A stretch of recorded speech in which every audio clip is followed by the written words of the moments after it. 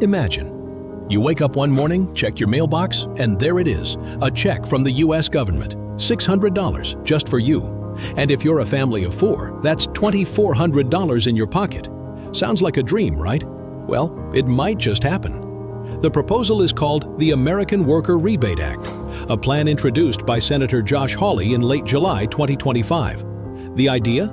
Use the billions in new tariff revenues to send direct cash payments to Americans, similar to the COVID stimulus checks.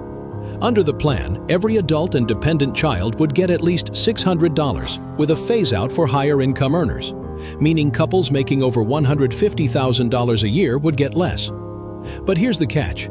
Passing this bill is not going to be easy. Even within Hawley's own party, there's pushback. Economists are warning that these checks could fuel inflation, especially at a time when tariffs are already driving up prices. So why is this even being considered? Well, the tariffs under President Donald Trump have been bringing in record revenue, nearly $30 billion in July alone, which is more than triple what was collected last year. The White House says a rebate could be a way to give back to working-class families who are feeling the pinch at the grocery store and gas pump. But opponents say, wait a minute, this money isn't coming from foreign governments.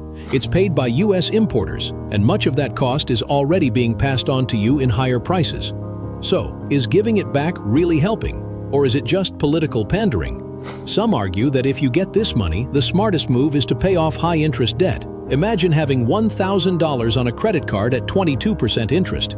If you only make minimum payments, it could take you nearly 5 years to pay it off and cost you over $600 in interest.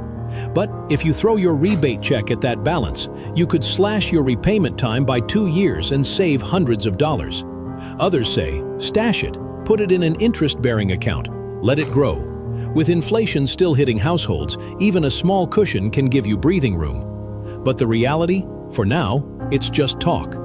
Congress hasn't approved the bill. The president hasn't signed anything. And while Americans love the idea of free money, the truth is, we're not in an economic emergency like during COVID. Unemployment is low, the stock market is high, and handing out checks could actually push prices higher.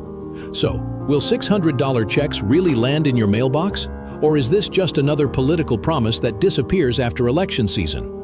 For millions of Americans struggling to make ends meet, the answer could mean the difference between paying bills and falling further behind.